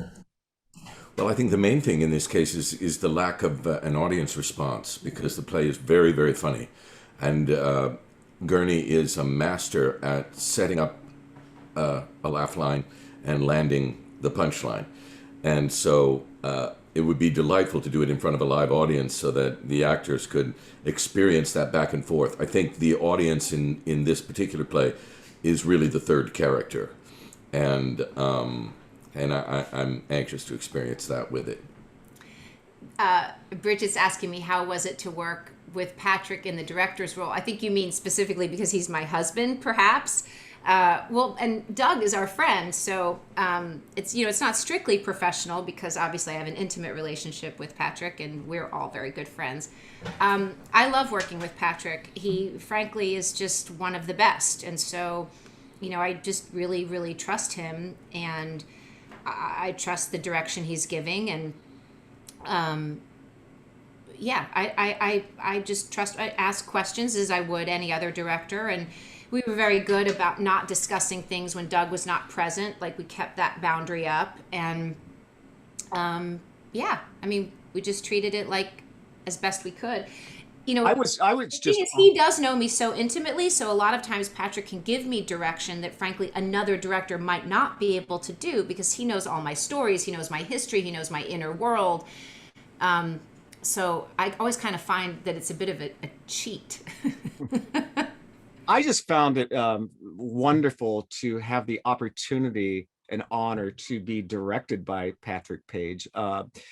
It was he was hard on us, and pushed us and kept pushing us, and that was great. I had done this show once before, and it was completely different. This was so in depth and diving into the characters and trying to find those nuances. And I appreciate that. So thank you, Patrick. Thank you, Doug. Somebody Page. asked, was this script different that they'd seen another version? I don't believe there's a different script. You might just be misremembering parts of it. Well, also it may be, I mean, when a play is acted differently, it can seem like a completely different play. But yeah, this is the script of the play as published. What I'm seeing here, a lot of people are like, hey, Doug, who's this? Julio, to panelists. For Doug, is this your first time acting? Is this a new career? I started out, as a youngster. I had my first professional acting job in Annie Get Your Gun in a dinner theater. And then I started at the University of Illinois in vocal performance, but moved to New York in '86 to become an actor and studied at the National Shakespeare Conservatory. Hello, my NSC friends. I see some of you there. So, I have had a life in the theater. Design and survival and television have taken, front stage. I have dabbled here and there. But no, this is not new for me. I have to say I had to dust off my chops and try to get back into shape after not really being on stage for a few years. Let's see. I don't know the back. It's Stuart with Joel. Hey, Stuart, how are you? I don't know the background of the play. How did Gurney come to write this? Well, A.R. Gurney grew up in this environment in Buffalo, New York, privileged family, white Anglo-Saxon Protestant, the WASPs as we call them, which was a culture that was, dominant, especially on the East Coast in America, for the first half of the 20th century. And in fact, every single president of the United States, up until John F. Kennedy in 1960, was a WASP.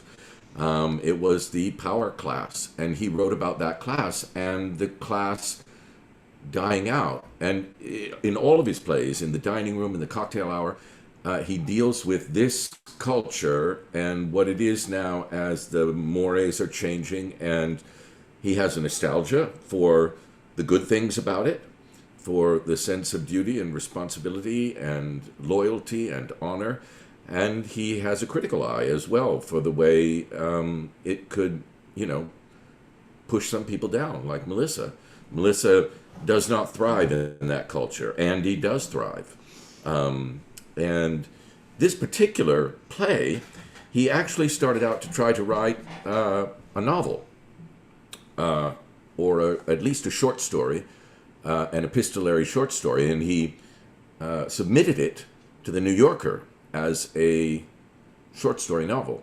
And the New Yorker declined and said they didn't publish plays. So this was after he'd been a playwright for many years. And so he said, well, I guess it is a play after all. And The very first reading of it was done at the New York Public Library, and he was reading himself with the actress involved at the time. And then it went on from there. It was very successful there. Went on from there to an off-Broadway production, which was just on Monday nights at another theater. I think they were doing the cocktail hour at the theater, and he said, well, why don't we do Love Letters on Monday nights? And they did, and that was so successful that they did a full off-Broadway run. Okay, Georgie. And, she just did a good bathroom thing on her wee-wee pad. We were trying very hard. When Andy was doing his last letter, I had to go over to her little bag and stop her from ruining the end of the play. But and so then they did it off Broadway in a full production, and it was so successful there that they did it on Broadway, and then it went all over the world from there. And indeed, even had a television production at one point. In some ways, it's his most famous play. When you look up A.R. Gurney, his obituary, for example, in Variety and Deadline says, Love Letters writer, A.R. Gurney, as opposed to The Cocktail Hour, The Dining Room, or many other of his very successful works. There's one interesting question. I'm not sure who asked it, but how do you become so intimate when you aren't together and you're rehearsing in this realm? I think it's Paige and I have the history of being friends for 20 years and knowing each other very well, dear friends. So that aided us tremendously in hopping on this. Paige, how do you feel about that? Yeah, I mean, that made it very easy. Doug and I, we are very close friends, and we definitely have the wonderful intimacy that like siblings have. Mm-hmm. We've known each other for 20 years. So there's just a lot about Doug that I already know. There's already a connection there. It goes on. What's the word I'm looking for? I don't know. It supersedes being apart. This wonderful comment in here by Laurie Eamon. That's what it looks like. Watching this, it gave me pause. I don't think we live with the anticipation of hearing from someone anymore. We have cell phones with texting, email, Zoom. We expect instant answers. How did this feel telling the story today? I think, Doug, you should take this. He is so old school, and he and I get in these fights all the time about this. Well, I am very traditional. I am the opposite in a sense of Paige when it comes to letter writing. Long before we even started this, I write postcards to my friends. When we start a new season on, a Trading Spaces show or whatever, I always try to send a card, congratulations, let's do it again. I write letters. I wrote, during this whole process, I wrote Paige over 20 letters just to, get in the whole, realm of, who Andy is. But Paige and I have bickered over the years. She will send me a text, and I know she's there on the text, and I know she's not doing much other than on her phone, and I call her, and she doesn't pick up the damn phone. And it's first of all, look, so yes, it used to be that letter writing was the thing. Now, and in this play, he doesn't want the telephone, but now we're in a contemporary world, so he wants the telephone. But I could be in a conference call. I could be in a meeting. I could be doing something. I could be at class, and it's just the break where I go get water during, before I put my dance shoes on. And I am giving him the benefit of hearing from me in a moment of serenity that I might otherwise take without contacting you. And then he gets on my case. So anyway. Brian is asking, how did Melissa die in the end? She kills herself. Yeah. Yeah. Melissa suffers from major bipolar anxiety and issues. You see her go in terrible lows, manic highs. And of course, she's alcoholic as well. Yes. And, definitely suffers from clinical depression. And, speaking of a world that's new and not this older traditional world, we're learning a lot more about mental health now in especially this recent decade and even recent years. And Depression and mental illness takes the lives of a lot of people because it's too much to bear and you don't believe it will ever get better. So yeah, she kills herself. Andrew Zybel, our friend, Paige and I, we both know, he asked, Doug has done the show, but has Paige done the show? I have not. I could have done the show, but I didn't want to do it. And why didn't you want to do it? When was that? Well, Doug wanted to do it, and he wanted to do it with me or Hildy. I think he would have settled for either of us. He just wanted to do it. He had a theater back home in his hometown, and he knew this would be a good piece to do. And, unlike what a lot of people think, it doesn't take a lot of rehearsal. It doesn't take a lot of mounting. It's an easy show to mount in terms of set, costume, technical elements and that sort of thing. And he wanted something to do. He wanted to exercise his acting chops. And so I wasn't available for a long time. And then I kind of pushed it off for a long time for all the same reasons that Patrick was concerned about maybe directing it. What is this love letters? Like, is it just silly? Is it surface? And of course, it's not at all. It's a beautiful, beautiful piece. And I think it took a pandemic, honestly, for me to be like, I just need something to do. I'll even do love letters with Doug. Wow. I'm so glad that I'm kidding you, Doug. I know. I'm so glad that we asked Patrick to direct it because he really did guide us to a deeper place. I said to Doug the other day, like, can you imagine if we'd actually tried to do this ourselves? No. Somebody asked for Patrick. Patrick, would you consider doing the Golden Age? I'm doing a series right now on HBO called The Gilded Age. I don't know The Golden Age. I'm not sure what that's referring to. I'll look it up. Thank you for the recommendation. Yeah. Someone, does this make us want to write letters again? I do write actually a lot. I write real emails to people. Here's where I'm still old school, Doug.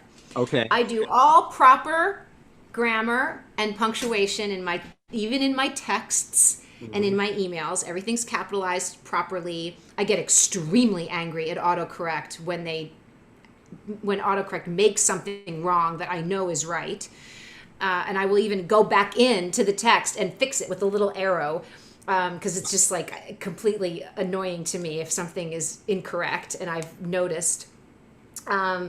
So I still do that. And I do send postcards still. My friend Diana, who's on here, we still send each other postcards. We sneak them out of restaurants when we go, and then we send them. And I love when I get a postcard from her, and I know she loves when she gets one from me.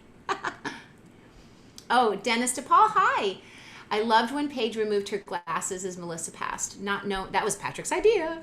Not knowing the end, my heart sank. Then Doug read Andy's letter to Melissa's mother. The tears began. The emotions overtook me. I didn't expect that in this medium. Yeah. Well, again, I think this play was really suited to this medium. It was what we said. If you were sitting in the theater, you would see two actors facing front, side by side. So it's pretty ideal to do it this way. And an important part of it is that they're reading the letters. It's very important that, however familiar they are with the text, and if you were doing this play, for example, for a long time, in a long run, you would know most of the lines. I mean, that you naturally learn things when you read them over and over and over again. But it's important that they read the letters, that they not be memorized, that they are people reading letters, and that's a very important part of it. And that the letters are written, they're composed. They're not people at that moment thinking what to say. The lines are right in front of them. And there, as Andy says at one point, the letter allows you to present the best version of yourself. And that's what Andy's always doing. He's presenting the best version of Andrew Makepeace Ladd III. Melissa doesn't so much. Melissa just pours her heart onto the paper. But Andy presents himself. And it makes it all the more surprising at the end when Melissa dies and we see Andy's heart torn open. Patrick, how did your connection to mental health advocacy and alcoholism awareness impact your direction of this show? Well, very much in the sense of I know what it is to be bipolar, I know what it is to have depression, and I know what it is to be alcoholic. So those are things that I can and Paige has lived with me through all those things, so I can. She knows what that's like. I think some people don't understand depression. They think depression is feeling bad or feeling sad. Of course, feeling sad is completely normal. It's not an illness at all. And some people can drink without having to drink 10 things, and so they're not alcoholic. So Paige had experienced all of that, and we were able to talk about it. And I think she gives a really accurate portrayal of that in the show. I felt off tonight, but that's okay. Chip is saying, when did you start rehearsing? We actually started rehearsing a couple months ago, like almost 10 weeks ago, I think. But we didn't rehearse every day. I mean, our schedules were such that we had to kind of connect. We do a couple of days a week, and also on Zoom, it's very difficult to rehearse for more than a couple hours at a time. You just get fatigued in a way that you don't in a rehearsal room. And so we do 2 hours here, 2 hours there. But we did a full rehearsal process over 2 months, as you would rehearse a play. I imagine we put in the full number of hours you would to rehearse it if you were doing it on stage. Lauren, my cousin Lauren, what was it like living a whole life in such a short amount of time? Good question. It's it's exhausting and rewarding, especially I think for Melissa, for me, because there are so many highs and so many lows. I mean, the ups and the downs are so crazy. And sometimes I was even after all these weeks of rehearsing it, I would get thrown like, oh, it's a high. I was like, I was in a low. Where did this high come from? Oh my gosh! Now I'm down. I thought I was high, and it would even reading the page by page after all these weeks, I would still tonight even get thrown of where am I? So that's kind of rewarding and amazing. I feel like we've done this before. Well, maybe not a whole lifetime, only a whole marriage, 50 years of marriage. This was up until the age of mid-50s, but Patrick and I did I Do together, another show that many people think is this kind of old, tired warhorse thing that's actually really rich and beautiful and a magnificent piece. And that's 50 years of marriage, from their wedding night until they retire and move out of their big, big home. And that too was like, woo! That's a big, it's fulfilling. It's very fulfilling to get to live in someone else's shoes, to experience all of that. The more you get to experience, the more rewarding it is. Karen is saying, I know this was a free event. I'm thankful from the bottom of my heart. Thank you. We wanted to do that. Yes. I miss Broadway. I miss seeing you guys live. But what organization can we donate to in honor of this wonderful production? Oh, Broadway Cares. I mean, Broadway Cares Doug may have, because of your nephew, you might want to mention another one. People could choose. But yeah, I mean, Broadway Cares would be great because, of course, that's also the Actors Fund. And so many actors right now are not working, and it's really, really difficult. They're two separate organizations, though. You go either to the Actors Fund or to Broadway But they Cares. help each other. They do. They help each other. They do. Patrick, you and Paige, this is from Lori, Emion, Dear Liar. Dear Liar. I'd love to do that. Ooh, what's that? I don't know that. Well, Oh, thank you to our production team for putting up the Yes. Broadway Cares website. That was very sweet of you guys. They said, but the Zoom background's intentional. If so, what do they represent? They were intentional in as much as we intentionally didn't do a neutral background. We thought it would be just a bit boring on the eyes for 90 minutes to have the backdrop, which actually is sitting over there now, just a gray backdrop like you would do in an audition. So we chose to put each of us in a room where you might imagine these people writing their letters. So Doug's in his apartment, we're in our apartment. And I kind of dressed mine a little bit to look more like maybe what Melissa would have. I've got my champagne glasses up there and decanter and made it kind of look artsy. She took all my books out. Yeah, I took all his books away. I am literally in my walk-in closet that actually has a desk in it. Yeah. So it doubles as a walk-in closet and an office space. It used to be a bedroom, but I switched the whole apartment around. Okay, so I'm scrolling to see if there's maybe one more, great question. What's at the bottom? Where? About the age Letters. progression. I particularly loved how you both portrayed the age progressions really gave a sense of the awkward teens to the sassy, fearless 20-somethings through the maturity, and I don't give a fuck senior years. Yeah, It was it was hard to finesse that because there is actually strict instruction from A.R. Gurney that is mentioned in the back of the play to, not do baby talk. No kid acting. No kid acting. yeah. But there is obviously a lighter energy that comes from those original letters, and to be able to walk that fine line. But what you find is it's so much funnier if you just read it as an adult. Yeah. To hear these silly little things that kids say through an adult voice is hilarious. But there is a different kind of energy and lightness, you're right. And that's also really fun to do and find that. Yeah, I could Growth. still hear Patrick saying, "Don't tilt your head like a child." Yeah, it's really important that they stay adults the whole time, and yet, exactly, you experience children because of what they're saying when they're saying, "Will you be my Valentine?" and "Will you marry me?" It's the tension between the adult saying that and the childish thought is what's fun to experience, at least for me. Okay, it's hard to scroll and see everything. I think we've answered most of everybody's questions. If somebody wants to type in one last one that we'll see, and then we'll head out. We'll let everybody go for the night. Thank you, Thank you for Deanna, coming, for that everyone. for that nice thing. Beautiful, moving way to spend the evening.